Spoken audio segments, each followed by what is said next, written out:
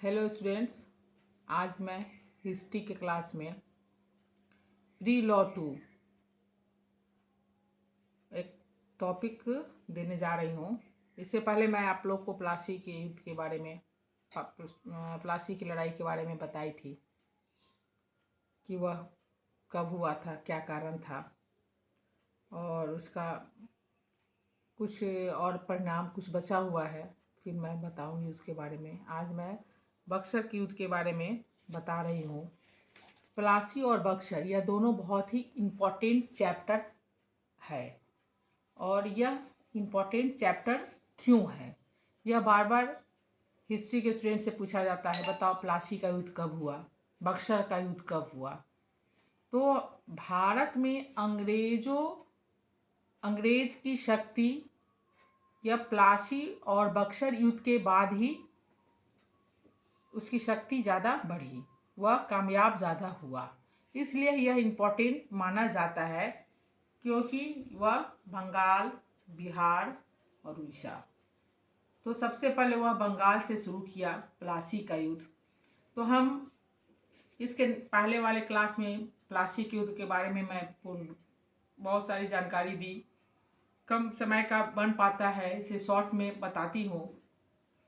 तो प्लासी के युद्ध में आप लोग वाकिफ क्यों हुआ, इसका क्या कारण था, वहाँ का नवाब कैसा था, अंग्रेज ने नवाबों के साथ कैसा खेल खेला, उसके प्रधान जो सेना थे उन्हें कैसे वह उसको अपने गिरफ्त में कर लिया, उसे क्या झांसा दिया कि तुम्हें मैं नवाब बना दूंगा। यह सारी बातें पर टॉपिक पर चर्चाएं यह हो चुकी है। तो प्लासी के युद्ध में यह भी हम देखें कि अंग्रेजों की सैनिक शक्ति कम थी और सिराजदौला की सैनिक काफ़ी थी, जो नवाब था। लेकिन तब भी उसके बावजूद भी उसकी हार होती है क्योंकि मिर्जाफर जो था वह अंग्रेजों के साथ चला गया, वह अंग्रेजों से मिल गया क्योंकि उसे शुरू से ही लोभ था कि मैं नवाब कहाँ का, मैं बंगाल का नवाब बनूंगा, या वह बनने का सपना देखता था। पारिवारिक द्वेष उसका जो मैं कारण बताई थी, तो पारिवारिक द्वेष में भी मैं बताई थी कि पारिवारिक द्वेष में घसीटी बेगम के नाम से भी आप लोगों को मैं बताई थी कैसे उसकी इच्छा थी कि वह ही बने बंगाल का नवाब, लेकिन ऐसा नहीं हो पाया। तो वह अंदर से असंतुष्ट रहता था और वह हर वक्त सोचता था कि कैसे समय आए, वो समय के मौके की तलाश में रहता था कि कैसे समय आए कि मैं सिराजदौला को साथ नहीं दूं और मैं उसे हटाकर और मैं वहाँ का नवाब बन जाऊँ। लेकिन जब अंग्रेज आया, अंग्रेज बहुत चालाक जानते हैं आप लोग, तो वह इस चीज़ को देखा, परखा, तो देखा कि नहीं, मैं अगर इसको अपने में मिला के और इसको अगर लोभ दे दूंगा तो यह हमें पूरा आइडियाज देगा यहाँ का सभी, और ये हमसे मिल के साथ रहेगा और उसके बाद ये सीआईडी का काम करेगा और मैं सफलता प्राप्त कर लूँगा। यह सब बहुत सारी टॉप बातें पर चर्चाई हुई थी और फिर क्लास स्टार्ट होगी तो और अच्छे से मैं बताऊंगी। उसके बाद तो आता है फिर बक्सर का युद्ध। तो बक्सर का युद्ध क्यों इम्पोर्टेंट माना गया और बक्सर का युद्ध का कब हुआ? 1757 में तो आपने देखा कि प्लासी का युद्ध हुआ और बक्सर का युद्ध में का क्या कारण था और बक्सर का युद्ध क्यों हुआ, तो हम इसके बारे में आपको बताएंगे कि बक्सर का युद्ध 1764 ईस्वी में हुआ। तो 1757 में जब प्लासी का युद्ध हुआ, उसके बाद वहाँ का नवाब किसको बनाया गया, तो हम देखते हैं कि मिर्जाफर को वहाँ का नवाब बनाया गया, बना, और वह 3 साल यानी 1760 ईस्वी तक वह वहाँ का नवाब रहा। लेकिन वह नवाब बन के तो गया, लेकिन वह तो निकम्मा, अयोग्य साबित हुआ। वह जो उसको करना चाहिए था वह नहीं कर पाता था। और मीर जाफर और बंगाल की द्वितीय क्रांति उसको कहा जाता है। फिर एक बार हुई एक छोटी सी में एक लड़ाई हुई थी जिसमें मीर जाफर को हराकर और मीर जाफर का दामाद मीर कासिम को वहाँ का गद्दी पर बैठा दिया गया। बंगाल के गद्दी पर बैठा दिया गया।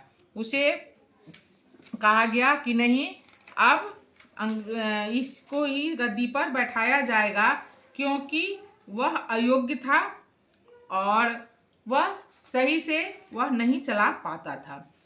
वह मीर जाफर जो था वह नाम मात्र का वहाँ का शासक के रूप में था और वास्तविक सत्ता जो थी वह तो ईस्ट इंडिया कंपनी के हाथों में थी।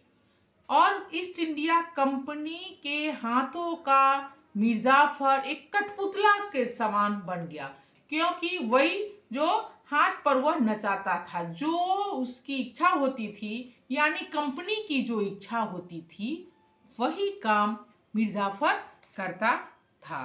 तो अब यह देखना है कि वहाँ का शासन का देखभाल अब कौन करेगा, कैसा होगा, और वहाँ के नवाब के सम्मान की रक्षा वह नहीं माने कैसे होगा।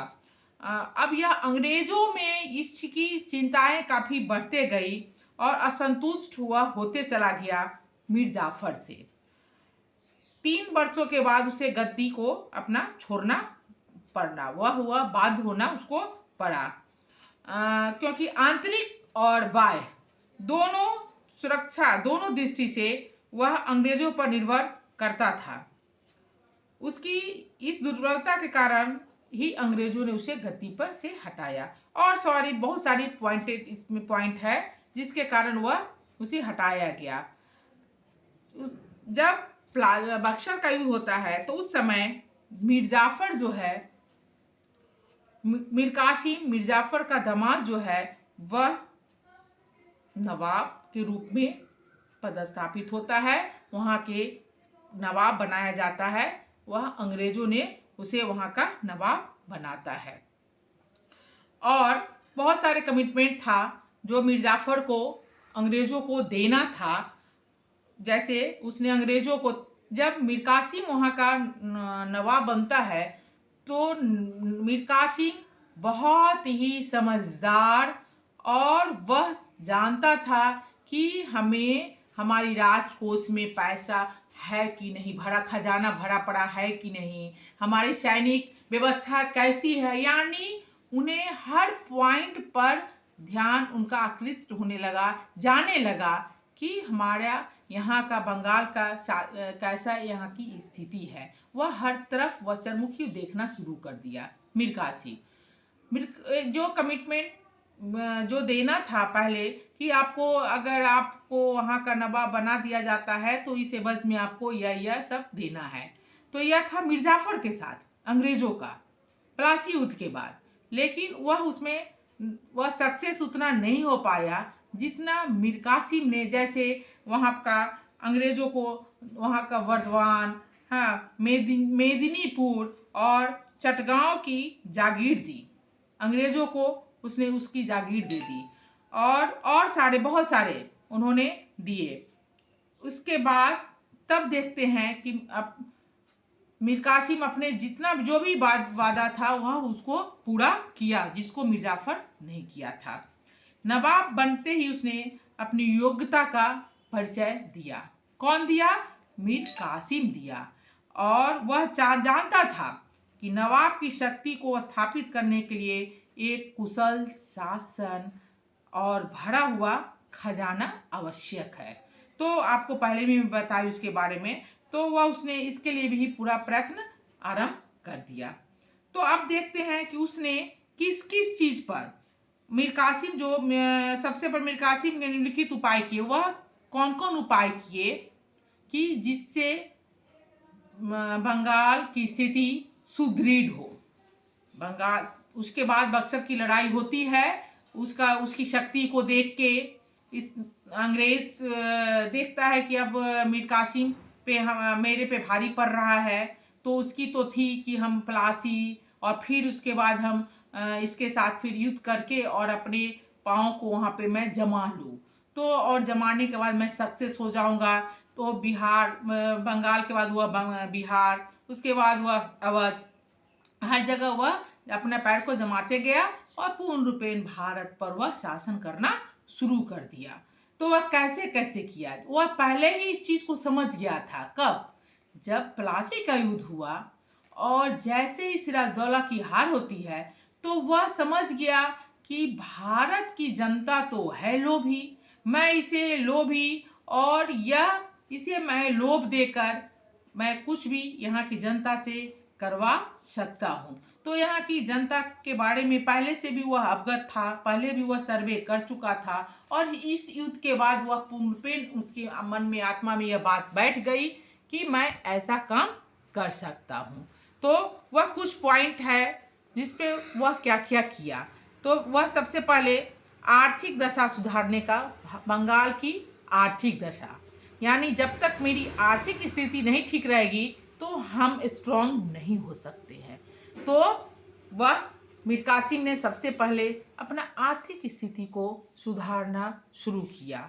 नवाब ने एक नए विभाग द्वारा गोलमोल हिसाब, तो क्या किया, नवाब जो है एक नया बनाया और एक गोलमोल में एक हिसाब के रूप में जांच कराई और जिस अधिकारियों ने गबन किया था एक जांच कराई नवाब के रूप में और सभी विभागों पर, और जो इसमें पकड़ाए गए उस जांच में जो घूसखोरी किए हुए थे उसको जुर्माना किया। साथ ही अधिकारियों को बेईमानी से वंचित किए गए धन को खजाने में जमा करने के लिए, और बोला कि नहीं, आपको धन जो व्यय हुआ, आप जो धन को लूटे हैं उसको आप खजाना में जमा कीजिए। नवाब मीर कासिम के कुछ जैसे अवाब लगाए और पुराने जो भी था वह उसको जमा करा दिया। मीर कासिम की राज्य की आर्थिक दशा सुधारने के लिए स्थानीय, वहाँ के जो स्थानीय थे जमींदार, रईस और सेठ, सभी को वह अपने व्यापारियों से वह कर्जा लिया और क्या किया कि वहाँ की दशा को सुधारने के लिए, यह बहुत इंपॉर्टेंट लाइन थी, और उसने राज्य के व्यय को नियंत्रण किया और अब व्यय को रोका, उस पर वह नियंत्रण किया। और वहाँ के जो रईस थे, वहाँ के जो बड़े बड़े सेठ थे, हाँ, उस सब से रईस जमींदार थे, उससे वह लिया और वहाँ के अस्थाई व्यय को वह नियंत्रण किया। इस तरह वह बहुत सारे था उसका पॉइंट, असंतुष्ट सरदारों से समझ बूझ कर अपनी तरफ कर लिया और योग्य पदाधिकारियों की वह नियुक्ति की। वह जिसमें योग्यता देखता था, भांपता था, उसको अपने साथ उसको नियुक्ति करता था कि इसके साथ मैं अगर साथ में काम करूँगा तो हमें बहुत सारी सफलताएं मिलेगी। तो और तब देखा जाता है कि प्लासी के युद्ध का कारण क्या होता है। तो बहुत सारा कारण है, तो सॉरी बक्सर के युद्ध का। तो अब इस हम देखते हैं कि यह एक युद्ध का कारण क्या होता है। तो देखते हैं कि मीर कासिम योग्यता ही उसके पतन का, कहा जाता है कि मीर कासिम की योग्यता ही उसके पतन का कारण बना। मीर कासिम ने अंग्रेजों के हाथों की कठपुतली बनने से इनकार किया। जैसे मिर्जाफर कठपुतली बना हुआ था, यानी कठपुतली मीन्स यानी जो वो कहा वही हम करेंगे, जी तो जी। तो वह मीर कासिम बोला नहीं, मैं ऐसा नहीं करूँगा। तो यह चीज़ जो हुआ तो यह अंग्रेजों के सहन से बाहर की चीज़ थी और नवाब और अंग्रेजों के बीच झगड़े का यह बहुत इम्पोर्टेंट यह कारण था कि वह मैं अंग्रेजों के हाथों का कठपुतला नहीं बनना चाहता हूँ। तब बच्चों यह जो आप आज मैं बता रही हूँ आप इसको ज़रूर देखिएगा, क्योंकि यह बक्सर का लड़ाई क्यों हुआ, इसकी पृष्ठभूमि फिर कैसे तैयार हुई और मीर जाफर कैसा था और मीर जाफर का दामाद वह कैसा हुआ और फिर लड़ाई बक्सर की लड़ाई क्यों हुआ। तो बहुत सारा इसका कारण है। तो मैं फिर नेक्स्ट क्लास में इसके कारण मैं बताऊंगी। तो इसका कारण आप फिर देख लीजिएगा कि कौन कौन मेन इसका पॉइंट आता है। अब पॉइंट मैं फिर डील करके आपको बताऊंगी कि यह कौन कौन पॉइंट। तो आपके जैसे आएगा कि प्लासी का युद्ध का क्या कारण परिणाम हुआ, 2 क्वेश्चन। फिर आएगा बक्सर के युद्ध का क्या कारण कोई। तो आपका यह बक्सर, प्लासी और बक्सर यह दोनों आपका हो जाएगा। तो मैं 1-2 क्लास में पूरे प्लासी और बक्सर आप पूर्ण अच्छे से कहीं भी आपको समझ नहीं आ रहा है तो मेरा व्हाट्सएप नंबर, आपका मेरा मोबाइल नंबर होगा। आपको कहीं भी दिक्कत होती होगी, आपको समझ नहीं आता होगा तो आप पूछ सकते हैं, आप डाल सकते हैं लिख कर। मैं फिर आप लोग को अच्छे से फिर इसको तोड़ तोड़ के मैं बताऊंगी। कुछ स्टूडेंट इसमें साइंस के ही होते हैं, उनको समझ में नहीं आता है, आपके कोर्स में इसको पढ़ना है। तो 2 या 3 क्लास में मैं इसको 2 क्लास में बक्सर और प्लासी को मैं ख़त्म कर दूंगी। उसके बाद फिर मैं नेक्स्ट क्लास में इसको दूसरा टॉपिक बताऊंगी। Thank you.